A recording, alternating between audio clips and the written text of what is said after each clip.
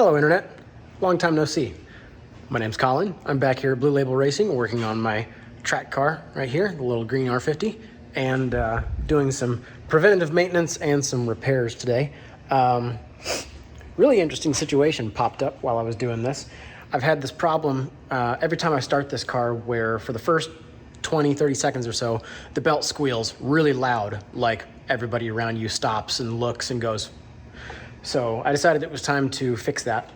I got the alternator here. It's out through this tiny little space.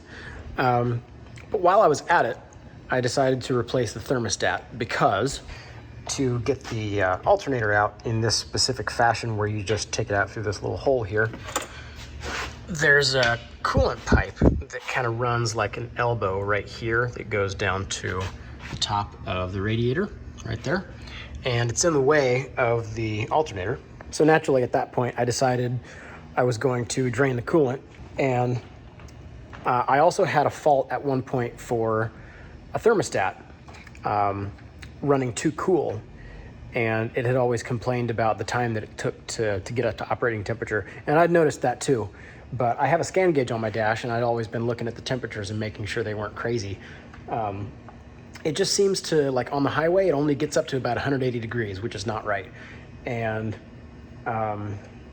for those reasons, I decided to replace the thermostat, and thank God I did. Because when I tell you, this thermostat is not stuck, but it was definitely not installed the right direction round. I was very surprised to find when I opened this up, looking right here, the thermostat housing.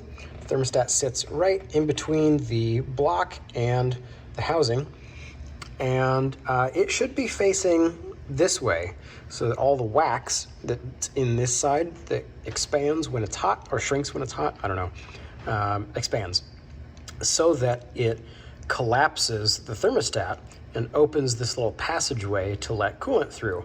That's the way it's supposed to go. It sits just like that in the head.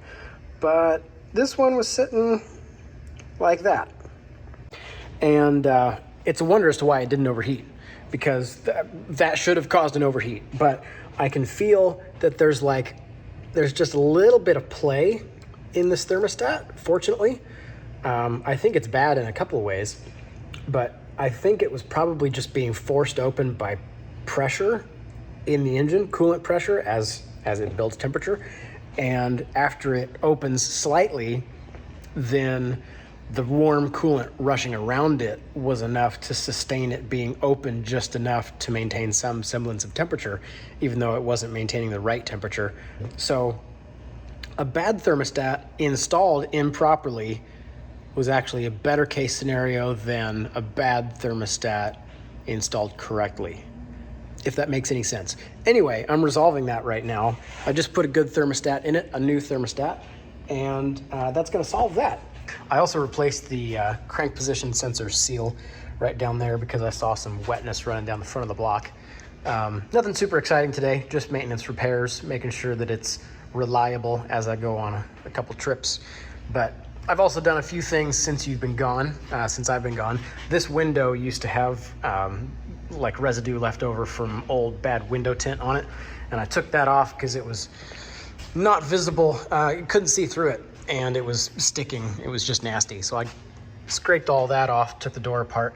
I need a new locking actuator in that door because every time I come up and unlock it, this one pops open, the trunk unlatches, but that one does not move. Same unlocking and locking. So I need to dig in there and see what I can do about it. Also, this car did a weird thing where anytime the ignition was on, at all, just key turned, didn't matter if the engine was running, the doors locked. And it also did a really weird thing where when you open the doors, of course it has to unlock to open the door, but it would immediately lock as soon as you opened it. So if you weren't paying attention and you left the car running and got out and shut the door, I already did this to myself once. I locked myself out of the car with it running. Fortunately, I was right down the hill from the shop and I had somebody come rescue me and I broke into my own car. I got rid of that. I fixed that, so it's not going to do that anymore. I just tripped on the alternator. What else? I know what else. We got a vacuum pump today so that I can try to put some AC in my car the proper way by vacuuming it down first instead of just shoving Freon in there. I also got a couple of my tires mounted. Don't those look nice? These are the Falcon RT660s that GridLife's Sunday Cup requires for the class, and these get really good reviews. They've got lots of lip there, so I'm not going to ever curb my wheels. Not that I would, but it's just nice to have that extra protection, and it looks really meaty. I like the look of that. Also, it's just occurring to me that it's actually been so long since I posted another video. I have my roof basket mounted, and it looks really good. I've actually used it a lot on this car, and I'm really excited to use it every time I do.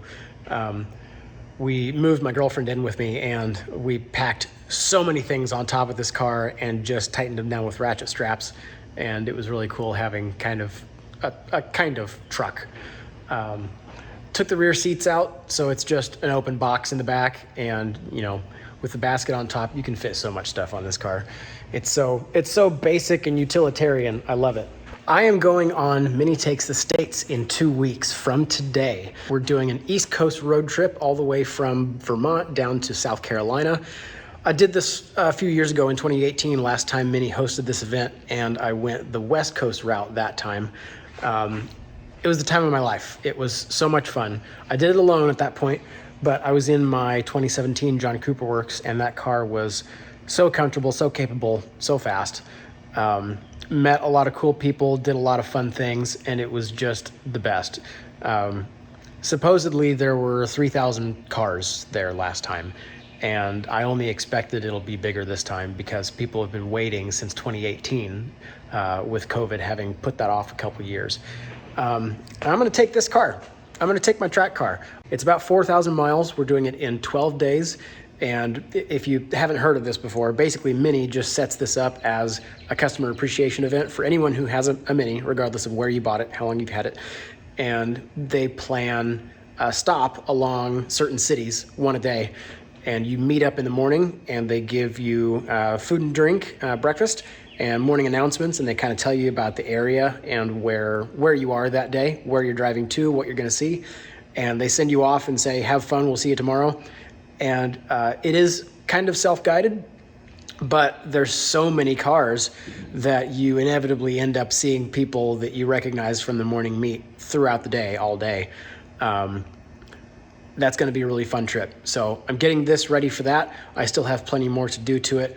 I will keep you up to date, but I realized that I have fallen short of my 1 video per week promise that I made a while ago. I don't think I'm gonna keep that up. I think I'm gonna, I don't know what sort of schedule I'm gonna go with, but maybe 2 weeks, maybe every month, maybe I won't have a schedule, maybe I'll just try to be more diligent about posting videos like this that are a little more relaxed, less edited, less external microphone, less gimbal, and just shot on the hip, because this feels really good when I'm just standing here working on my car, telling you about what I'm doing, and not having to plan out my shots so much. And I think it'll come across in the video that it's a bit more natural. Feels good. I'm excited. I hope you guys are too. And I will see you in the next one. Thank you. Like, subscribe, and comment.